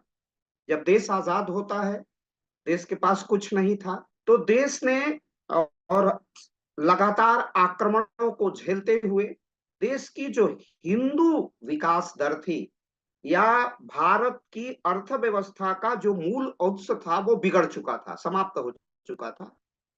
और भारत 2 रास्ते का वर्णन करने की ओर था। एक बड़ा द्वंद्व और दुविधा का भी अवसर था कि भारत पूंजीवाद के रास्ते पर चलेगा और अपना विकास करेगा, या भारत साम्यवाद के रास्ते पर चलेगा और अपना विकास करेगा। ये 2 मॉडल दुनिया में अर्थव्यवस्था के प्रचलित मॉडल थे, और ये दोनों समावेशी विकास का दावा करते थे, विश्व के कल्याण का दावा करते थे। 1989 आते आते साम्यवाद का लौह आवरण, जो 1917 से के बोल्शेविक क्रांति से लेनिन के नेतृत्व में शुरू हुआ था, 89 में गार्बाचोव के ग्लासनोत और पेरेस्ट्रोइका के बाद बोरिस एल्सिन तक आते आते बिल्कुल धूर धूसरित हो गया। गोर्बाचोव के सपने बिखर गए, साम्यवाद खंड खंड हो गया। अब से जो साम्यवाद जो रोमानिया में था, जिसको चाउसेस्को चला रहा था, दूसरा था चाइना में, तो उसने अमान परिवर्तन कर लिया। थिएनमेन चौक की घटना सबको याद है। और दूसरा मॉडल था पूंजीवाद का मॉडल। अब भारत को इस दोनों मॉडल से बहुत फायदे नहीं हुए। डॉक्टर हर्षमणि ने संकेतों में, इशारों में वो बातें कही, किस तरह विनिर्माण का क्षेत्र, लेकिन भारत की आत्मा गांव में बसती थी, ऐसा गांधी ने भी कहा था। और जेके मेहता की चर्चा भी की थी, वो इंस्पायर थे गांधी से। अब भारत के पास विकल्प दो थे और इन दोनों विकल्पों ने भारत को विकसित करने में, साम्यवाद का रास्ता था पश्चिम बंगाल, केरला, थानु पिल्लई की सरकार केरल में बनी थी, उसके बाद एस नंबूदरीपाद की, और ये सभी अर्थशास्त्री थे। फिर ज्योति बसु की सरकार पश्चिम बंगाल में चली और ग्रोथ रेट बढ़ नहीं पाया, तो साम्यवाद भी भारत के प्रयोगशाला में, भारतीय जनमानस की प्रयोगशाला में सफल रहा। केवल भाषणों का शब्द तो था कि दुनिया के मजदूरों एक हो जाओ, तुम्हें खोने के लिए बेड़ियां और पाने के लिए पूरा संसार है, जैसा कि 1848 के कम्युनिस्ट मैनिफेस्टो में कहा गया था मार्क्स के द्वारा।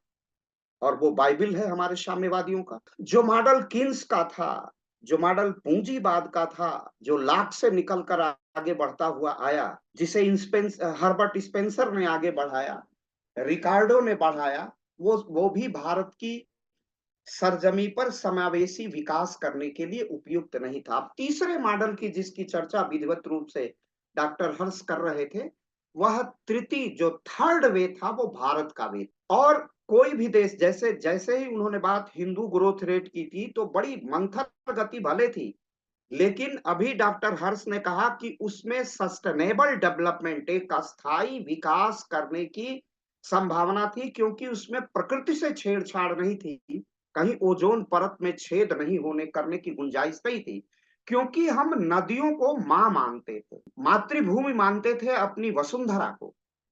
तो जो समावेशी विकास होगा, वह भारत की भारतीयता के पथ पर होगा। हम किस तरह विश्व में अपने उत्पादों को अत्यंत गुणवत्ता के साथ बेच सके। और भारत की, अर्थशास्त्र के विद्वान है डॉक्टर हर्ष जी, हम मिश्रित और बंद अर्थव्यवस्था थे, क्लोज्ड इकोनॉमी थे, डिफिकल्ट इकोनॉमी थे। जब भारत में कोई निर्यात करने, क्योंकि एक ईस्ट इंडिया कंपनी भारत में शासन करने आई, या भारत में व्यापार करने आई, भारत में शासन करने लगी, तो मजबूरी में हमने अर्थव्यवस्था की दीवारों को डिफिकल्ट बना दिया, इजी नहीं होने दिया, कस्टम ड्यूटी, एक्साइज ड्यूटी बढ़ा दी। तो हमने खुद अपने को बंद कर लिया और विश्व में अपने को बेचा नहीं, अपने उत्पादों को नहीं बेचा, ये डर था।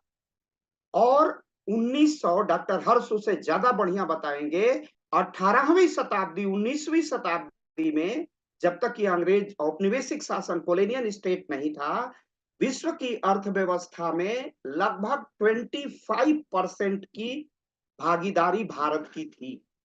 तो डॉक्टर हर्ष ने ठीक कहा कि अतीत के पन्ने खंगालने पड़ेंगे, सभ्यता और संस्कृति को देखना पड़ेगा, अर्थव्यवस्था के मूल वही हैं। एक प्रचलित दोहा था, कौन रिपहोई हमें का हानि, ये गांव में प्रयोग होता था। वो इसलिए प्रयोग होता था कि हमारे गांव अत्यंत आत्मनिर्भर थे, गांव की समस्त समस्याओं का समाधान गांव में बढ़ई था, लोहार था, दर्जी था, नाई था, धोबी था, एक दूसरे से ओवरलैपिंग का रिलेशनशिप था, एक अन्योन्याश्रित संबंध था। कोई राजा हो, गांव की अर्थव्यवस्था पर असर नहीं पड़ता था। और खुद कामन सभा में भाषण देते हुए लॉर्ड मैकाले ने कहा था कि भारत को तोड़ना बहुत कठिन है, क्योंकि भारत के गांव सेल्फ रिलायंस हैं, आत्मनिर्भर गांव हैं, और जब तक भारत के गांव नहीं टूटेंगे, भारत की अर्थव्यवस्था नहीं टूटेगी। तो हम ग्राम से नगर की ओर यात्रा थे, फिर एक दूसरी अर्थव्यवस्था के घालमेल ने शहरों की ओर पलायन बढ़ाया। भारत का विभाजन, ये शब्द का उपयोग नहीं करना चाहिए था। भारत एक जो गांव में बसता था वो भारत था, और शहरों में इंडिया होने लगा। तो जो इंडिया और भारत का विभाजन था, वह पाश्चात्य दर्शन पर आधारित अर्थव्यवस्था थी, साम्यवाद पर आधारित अर्थव्यवस्था थी, और दोनों विश्व के लिए फेल्योर हो चुके हैं। दोनों का फेलियर है, दोनों असफल अर्थव्यवस्थाएं हैं। चाइना ने आमान परिवर्तन किया, 45 ट्रिलियन डॉलर की अर्थव्यवस्था है अमेरिका, लेकिन महामंदी के दौर से गुजर रही है। पर्यावरण का संकट एक अलग स्वरूप लेकर के, अपना आकार और स्वरूप लेकर दैत्याकार रूप में खड़ा है, और विश्व के ग्लेशियर से गलने की कल्पना की जा रही थी, और हम तो पाषाण में भी देवत्व का दर्शन करने वाले हैं। और जब तक हम सनातन संस्कृति पर आधारित समावेशी पर्यावरण के संरक्षण वाली अर्थव्यवस्था पर की ओर नहीं बढ़ेंगे, और उस कोलोनियल स्टेट के नैरेटिव को नहीं तोड़ेंगे, मैं नहीं कहता कि आप केवल स्वदेशी पर रहिए।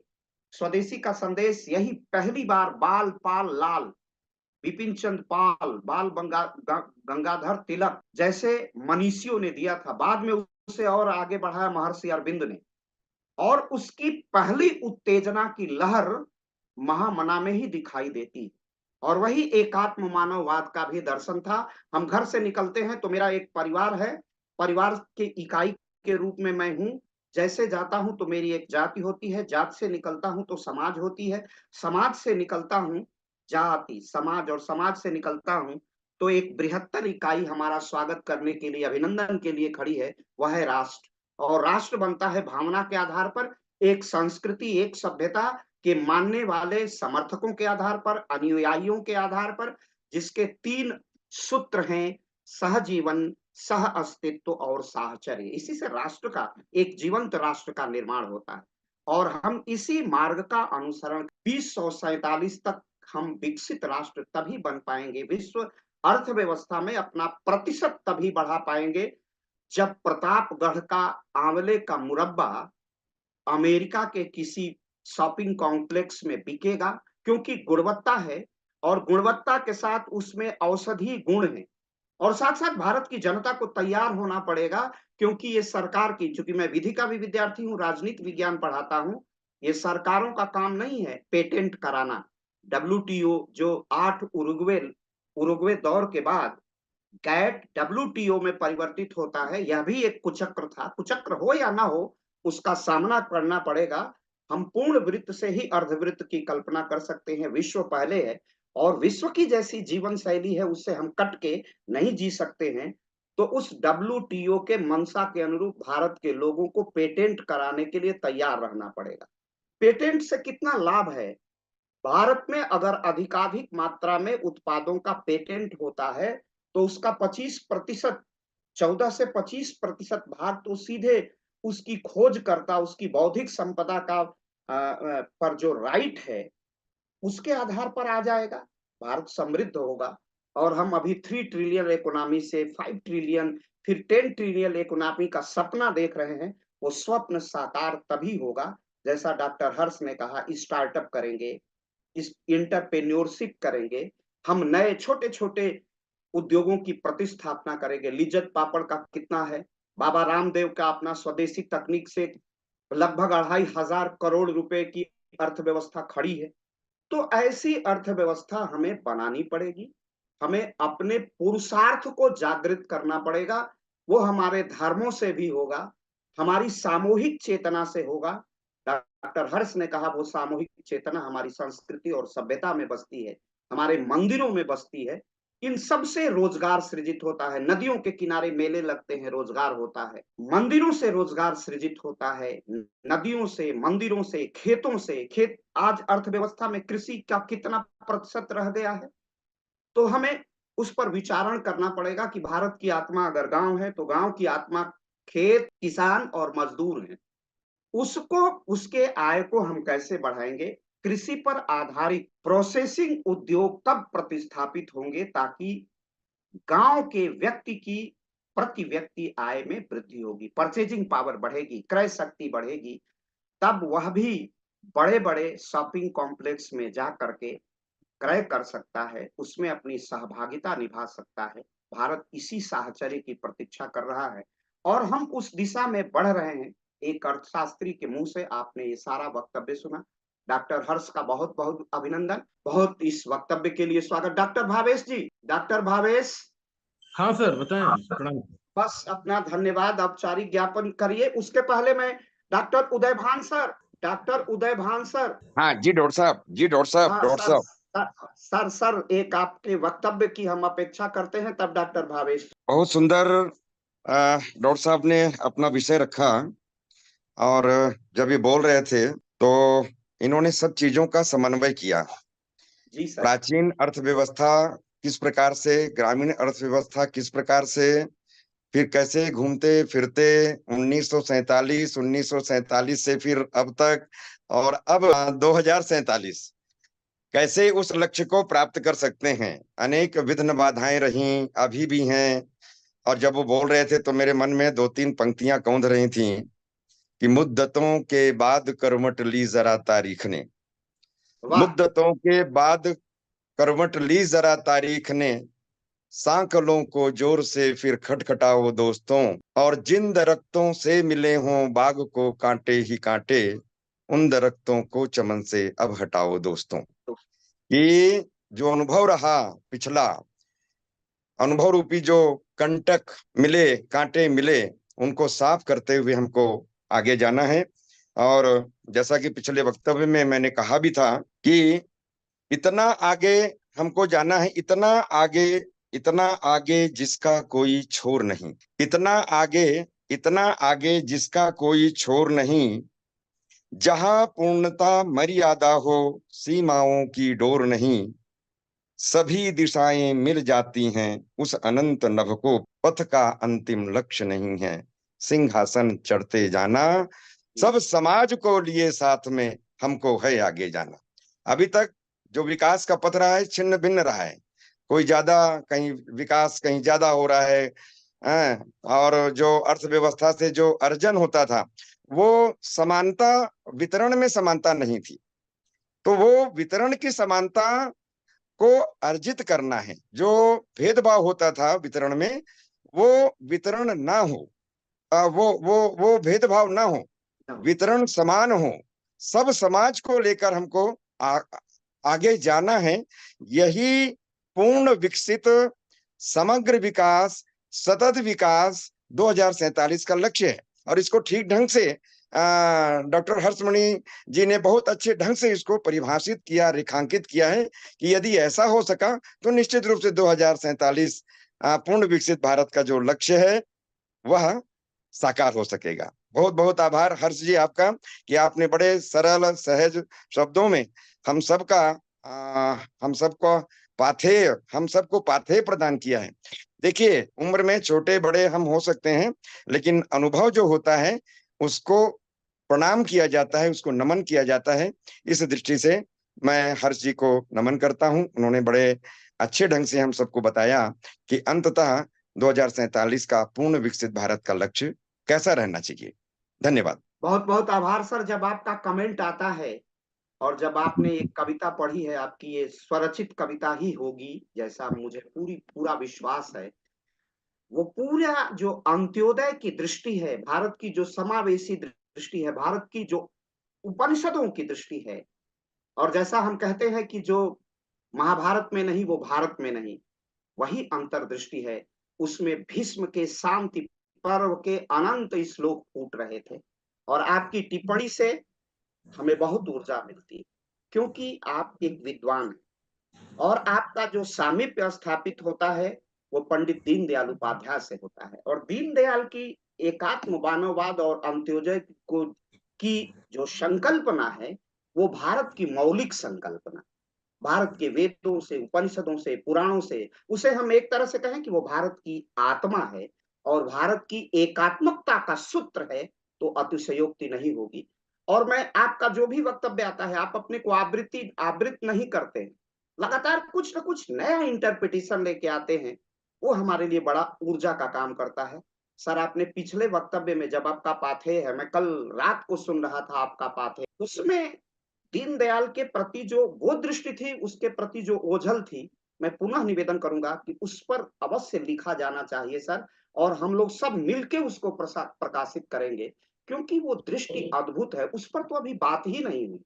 और वो इतना सामयिक पर्यावरण का मुद्दा है जिस पर कभी बात डॉक्टर लोहिया किया करते थे। उर्वशीयम मेघालय, हिमालय, हिमालय क्यों घट रहा है, क्यों सिमट रहा है, क्यों पहाड़ टूट रहे हैं, ग्लेशियर्स पिघल रहे हैं, हम अल नीनो लार नीनो का प्रभाव भारत के भूगोल और भारत की अर्थव्यवस्था को कर रहा है। इन सारे विषयों पर जिस तरह की आपकी दृष्टि और वो सूक्ष्म दृष्टि जो स्थूल से निकलती है और स्थूल से विद्रोह भी करती है, सूक्ष्म का वो विद्रोह है स्थूल के प्रति, उसको लगातार जागृत करने की आवश्यकता है। सर, उस पर आपके अविराम लेखन होते रहना चाहिए। उस पर लेखन बहुत मौन सा है, कुछ गांधीवादी और लोहिया के बाद कोई कृति उस पर नहीं हुई है, कार्य नहीं हुआ है। तो सर, आपका भी बहुत बहुत अभिनंदन। अब मैं अपने डॉक्टर भारत जी से डॉक्टर अखिलेश जी, एक मेरा निवेदन था, जी सुझावात्मक निवेदन था कि हम अपने मंच की एक पत्रिका या शोध पत्रिका, क्योंकि अभी हम वक्तृत्व के माध्यम से निश्चित रूप से हम महती विचारों का प्रचार प्रसार कर पा रहे हैं। अगर यह लेखन के रूप में, जैसा कि आप बार बार आग्रह कर रहे हैं, मेरा निवेदन था कि अगर आदरणीय श्रद्धेय प्रोफेसर विजय सिंह जी और बाकी सभी जो साथी हैं, इन सब का की सहमति हो तो एक पत्रिका, और पत्रिका नहीं, शोध पत्रिका, एक पत्रिका भी हो जाए और शोध पत्रिका भी हो जाए, और उसमें हम सब कोई लिख करके अपने इन महती विचारों का प्रचार प्रसार करें, तो मुझे लगता है कि यह ज्यादा कंस्ट्रक्टिव हो जाएगा और ज्यादा महत्वपूर्ण हो जाएगा। ऐसा मेरा सुझाव था। नहीं, ऐसा सुझाव नहीं है, इस ओर हम लोग विचार भी कर रहे हैं। एक पत्रिका तो शीघ्र निकलेगी और पूज्य योगी आदित्यनाथ जी की नीतियों का प्रचार प्रसार हम करेंगे। और सर, मैंने बार बार ये निवेदन किया है और आपने भी अपने वक्तव्यों में कहा है कि अगर दीनदयाल जी की नीतियों को धरती पर उतारने वाला कोई युग पुरुष है तो वो पूज्य योगी आदित्यनाथ जी और नरेंद्र दामोदर दास मोदी जी। तो ये बहुत ही स्वागत योग्य है कि हम लोग एक शोध पत्र भी निकालें। और वर्नाकुलर एक्ट में सर उसकी शुरुआत जिलाधिकारी प्रयागराज से अनुमति लेनी पड़ेगी, इतनी वो जटिल प्रक्रिया है। मैंने उस विषय में सोचा है। तो निश्चित रूप से सर, आपके सुझावों से, आपके मार्गदर्शन से यह कार्य बहुत शीघ्रता से, बहुत शुभ अवसर पर आपने ये बात कही है और हम लोग एक शोध पत्र की ओर बढ़ते हैं जिसमें लगातार हम नीतियों पर विमर्श करेंगे, भारत के लिए कैसे हो सकता है, क्या हो सकता है, और इन सुझावों को हम सत्ता की ओर भी भेजेंगे। उसका एक ड्राफ्ट बना के हम लोग भेजेंगे आपके नेतृत्व में, निश्चित रूप से भेजेंगे। और उस पर सरकारें, अगर राष्ट्रवादी सरकारें होंगी तो अवश्य विचार करेंगे। सर, बहुत ही आपका यह महनीय वक्तव्य था जिसमें बहुत स्वागत करने योग्य, हम सभी मिलके, डॉक्टर हर्ष, डॉक्टर भावेश जी, सभी लोग हम उसका हृदय से समर्थन करते हैं। और जल्दी एक बैठक इसीलिए हम लोग ऑनलाइन रखेंगे कि इसको कैसे हम लोग क्रियान्वित कर सकते। बहुत सुंदर, बहुत सुंदर, बहुत सुंदर। साधुवाद, उसको हम साधुवाद। जरूर जरूर लागू करेंगे। अब डॉक्टर भावेश जी। जी, धन्यवाद सर। लोकपहल के द्वारा आयोजित आज की इस परिचर्चा में हम भारत के लोग और विकसित भारत का संकल्प 2047 जैसे महत्वपूर्ण विषय पर अर्थशास्त्र के विद्वान, एक साहित्यकार, एक कवि और एक बहुत ही संवेदनशील, एक बहुत ही गंभीर व्यक्तित्व के धनी हमारे अग्रज डॉक्टर हर्षमणि सिंह जी का आज हम सभी को पाथेय प्राप्त हुआ। और आज का यह वक्तव्य इसलिए भी महत्वपूर्ण है क्योंकि अर्थशास्त्र और अर्थव्यवस्था किसी भी भारत ही नहीं बल्कि दुनिया के किसी भी देश की रीढ़ है। आपने अपने पाथेय का जो प्रारंभ किया वो महर्षि टैगोर की पंक्तियों के साथ किया, और उसके बाद मानव और प्रकृति का गठजोड़ अर्थव्यवस्था के आधार होनी चाहिए। इसके साथ जो आपका यह वक्तव्य प्रारंभ हुआ, इसने बिल्कुल उस परंपरा को आगे बढ़ा दिया जो कि सनातन की परंपरा रही है। आपके द्वारा स्वरचित दरख्त का अश्क में आपने भारत के ग्रामीण समाज को, बिल्कुल ऐसा लग रहा था कि आपने स्क्रीन पर उस पूरे के पूरे भारत के ग्रामीण समाज को गढ़ दिया है कि लोग थे कम, खेत थे ज्यादा, खेतों में सीमेंट लगेगा, बालू, सरिया, और पीपल के वृक्ष का जो आपने वर्णन किया कि वो गिरा हुआ पीपल का वृक्ष जो है अब यह इंतजार कर रहा है कि कौन उसको एक लोटा जल देगा। तो इसमें आपने बड़े ही सूक्ष्म तरीके से और बड़े कम शब्दों में ये बता दिया कि किस तरीके से ग्रामीण समाज का जो पलायन नगरों की ओर हुआ वो केवल अर्थव्यवस्था के लिए ही नहीं, बल्कि हमारी बहुत सी सामाजिक जो रीति रिवाज हैं, संस्कृति है, उन सबको अपने साथ ले गया। विकास के मॉडल और भारतीयों के अनुरूप रहा या नहीं रहा, इस पर जो आपने ग्रामीण अर्थव्यवस्था और नगरीय अर्थव्यवस्था को तुलनात्मक रूप से जो आपने इसका वर्णन प्रस्तुत किया, प्रकृति और मानव का सह अस्तित्व होना चाहिए पर आपने विशेष रूप से जोर दिया। और 1947 के बाद से निरंतर जो भारत की अर्थव्यवस्था आगे बढ़ी है, जिसमें आपने दुग्ध क्रांति, जिसे हम श्वेत क्रांति भी कहते हैं, हरित क्रांति का वर्णन किया है। फिर 1921 में मुंशी प्रेमचंद्र के द्वारा लिखी हुए साहित्य से आपने भारतीय के किसान की स्थिति का जो वर्णन किया, और समय दर समय यानी 1974 में, फिर उसके बाद 1990 के समय में और आज के समय में भारत के किसानों की स्थिति का जो आपने वर्णन किया है, वह निस्संदेह ही सरकार ही नहीं बल्कि भारत के हर व्यक्ति को प्रेरित करेगी कि वह अपने गांव, अपने ग्रामीण समाज, अपनी ग्रामीण संस्कृतियों और हमारे गांव की जो आत्मा है किसान, उसके विषय में अवश्य ही सोचे। किसानों का नगरों में पलायन, लेकिन वह पलायन मजदूर के रूप में होना, कुछ पैसों के लिए होना, और उसके बाद भी जोत के आकार जो छोटे होते गए, पलायन के बावजूद भी जो मुनाफा है किसान का, ना तो वो गांव में बढ़ा और ना शहरों में जाकर बढ़ा। और अर्थव्यवस्था की प्रक्रिया ने किस तरीके से किसानों को वहीं का वहीं जड़ रहने दिया, और बाकी चाहे वो विनिवेश का क्षेत्र हो, चाहे निर्माण का क्षेत्र हो, उनमें जो भी प्रगति हुई हो, लेकिन निस्संदेह रूप से किसान की स्थिति में बहुत ज्यादा परिवर्तन जो है वो नहीं आया। इसको अपने शब्दों में आपने बहुत ही संगठित रूप से और बड़े ही सरल शब्दों में आपने इसका वर्णन किया। लॉकडाउन में का जो आपने उदाहरण दिया कि किस तरीके से जो शहर हैं जहां पर पलायन लाखों की संख्या में हुआ है लोगों का, लेकिन जब क्राइसिस आ रही है, जब महामारी आ रही है, जब वैश्विक महामारी से देश जूझ रहा है, तो वो शहर किस तरीके से अपना हाथ खड़ा कर रहे हैं, और किस तरीके से उन शहरों से लाखों लोगों को वापस गांव में जाना पड़ा है, और गांव में जाकर लोग रह पाए हैं, खा पाए हैं, जी पाए हैं। यह प्रमाणित करता है कि भारत के गांवों को बिना सम्मिलित किए हुए भारत की अर्थव्यवस्था को सस्टेनेबल न बनाया जा सकता था और न बनाया जा सकेगा। आपने जो कहा कि खेत का रकबा पेट के रकबे से कम था, ये बात बार बार हमारे लोगों के मस्तिष्क में अभी भी टकरा रही है, और यह निस्संदेह रूप से एक बहुत ही गंभीर विषय है। आर्थिक संकट से उबरने में कृषि क्षेत्र की जो मुख्य भूमिका रही है उसका अभी आपने वर्णन किया, और किसानों की आय को बढ़ाने और कृषि संबंधी नीतियों की जो सरकार की जो नीतियां हैं उनकी समीक्षा पर भी आपने बल दिया।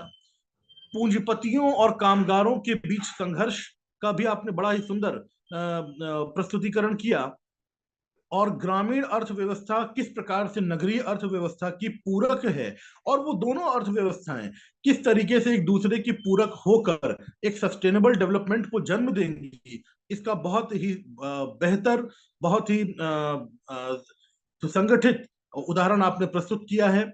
इतिहास के विभिन्न पहलुओं से लेते हुए रामायण और महाभारत का उदाहरण आपने दिया, और स्त्री विमर्श को लेकर सियाराम का जो उदाहरण था आपका, उसने निस्संदेह रूप से इस पाठ्य को सुनने वाले हर व्यक्ति के मन को छुआ है।